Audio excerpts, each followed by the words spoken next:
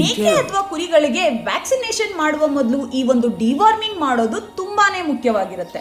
Deworming ಅಂದ್ರೆ ಏನು, ಮತ್ತೆ ಈ ಒಂದು ಡಿವಾರ್ಮಿಂಗ್ ನ ಮೇಕೆ ಅಥವಾ ಕುರಿಗಳಿಗೆ ಯಾಕೆ ಮಾಡಬೇಕು, ಮಾಡಲಿಲ್ಲ ಅಂದ್ರೆ ಏನೆಲ್ಲ ತೊಂದರೆಗಳು ಕಾಣಿಸ್ಕೊಳ್ತವೆ ಅಂದ್ರೆ, ಡಿವಾರ್ಮಿಂಗ್ ಅಂದ್ರೆ ಮೇಕೆ ಅಥವಾ ಕುರಿಗಳಲ್ಲಿರುವ ಹುಳುಗಳನ್ನು ನಾಶ ಮಾಡುವ ಒಂದು ಪ್ರಕ್ರಿಯೆ ಅಂತ ಕರೀತಾರೆ.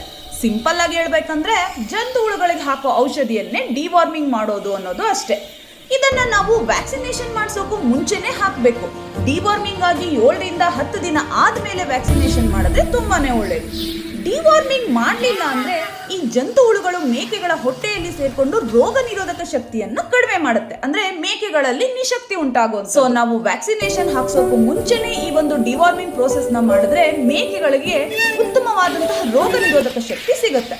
ವ್ಯಾಕ್ಸಿನೇಷನ್ ಚೆನ್ನಾಗಿ ಕೆಲಸ ಮಾಡುತ್ತೆ, ಮೇಕೆಗಳು ಆರೋಗ್ಯವಾಗಿರುತ್ತೆ ಮತ್ತು ಒಂದು ಲಾಭದಾಯಕ ಸಾಕಾಣಿಕೆಯನ್ನ ನಾವು ಮಾಡಬಹುದು.